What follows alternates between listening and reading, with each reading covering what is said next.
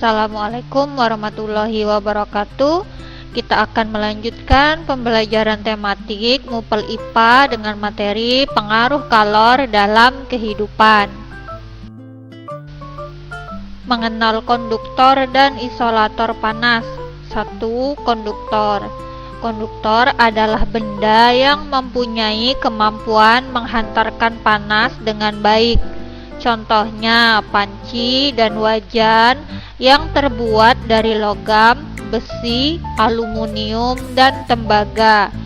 Nah, alat-alat ini apabila terkena panas dia tidak akan mudah terbakar.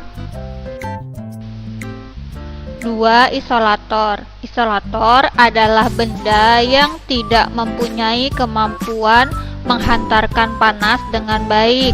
Contohnya kayu, kain, dan plastik. Nah, benda-benda ini apabila terkena panas, dia akan mudah terbakar. Benda konduktor dan isolator. Penggunaan benda konduktor dan isolator dapat diterapkan secara bersamaan pada suatu benda. Salah satu contohnya adalah setrika. Bagian alas setrika terbuat dari bahan konduktor dan bagian pegangan terbuat dari isolator. Bahan isolator pada pegangan setrika berfungsi untuk mencegah panas mengalir dari alas setrika ke tangan. Dengan demikian, tangan kita terlindungi dari panas saat menggunakan setrika. Peralatan lain yang menggunakan bahan konduktor dan isolator sekaligus yaitu pegangan pada tutup panci, gagang cerek, dan gagang sendok sayur.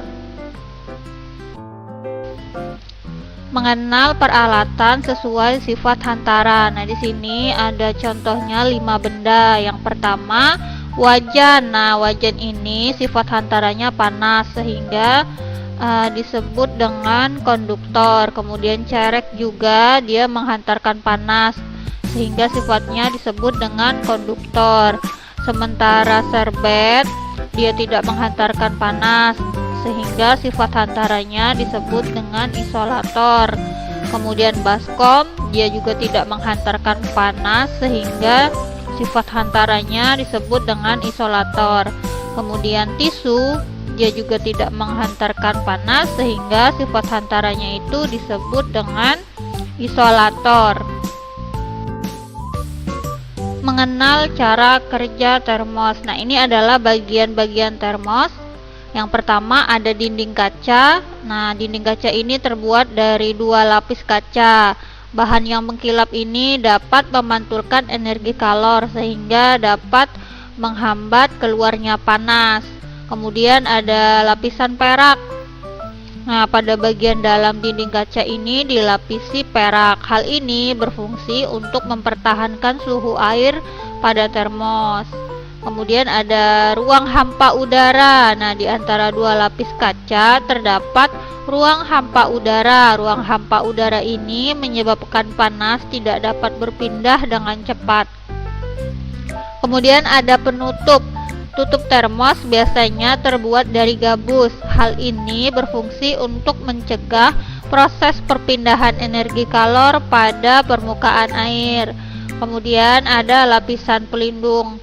Lapisan pelindung ini terletak pada bagian luar termos. Lapisan ini biasanya terbuat dari plastik. Nah, ini berfungsi untuk menjaga suhu air dalam termos agar tetap panas. Pemanfaatan konduktor dan isolator pada oven. Bagian dalam oven terbuat dari bahan aluminium.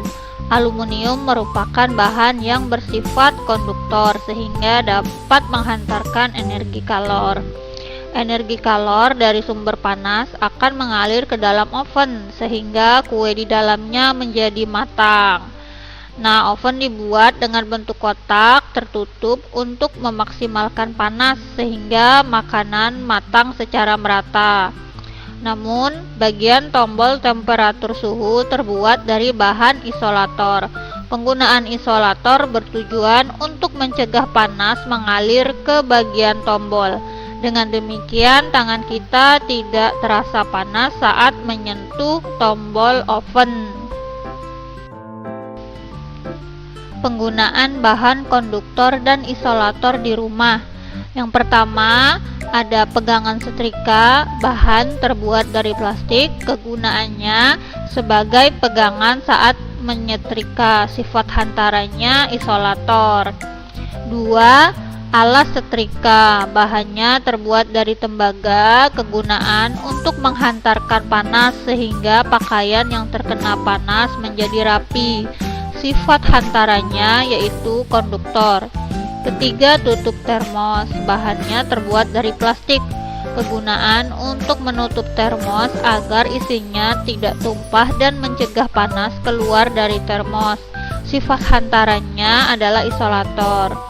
Yang keempat, ada sudip atau sendok sayur, bahannya terbuat dari kayu, kemudian kegunaan untuk mengaduk makanan saat memasak, sifat hantarannya adalah isolator. Dan yang kelima, ada dinding dalam penanak nasi, bahannya terbuat dari aluminium, kegunaan untuk menanak nasi, sifat hantarannya adalah konduktor. Selanjutnya ada pegangan tutup, kegunaan sebagai pegangan untuk membuka dan menutup penanak nasi, sifat hantaran isolator. Yang kedua, ada tutup penanak nasi, kegunaan untuk menutup saat menanak nasi, sifat hantaran isolator. 3. Ada panci penanak, kegunaan sebagai tempat untuk menanak nasi, sifat hantaran konduktor.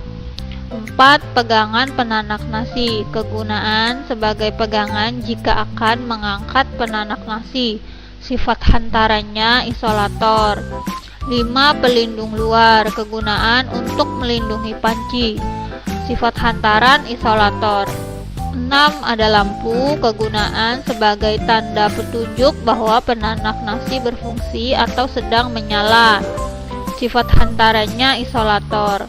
Kemudian 7. Penunjuk rice cooking, kegunaan sebagai tanda penunjuk bahwa nasi sedang ditanak, sifat hantarannya isolator. 8. Penunjuk keep warm, kegunaan sebagai tanda penunjuk bahwa nasi sedang dihangatkan, sifat hantaran isolator.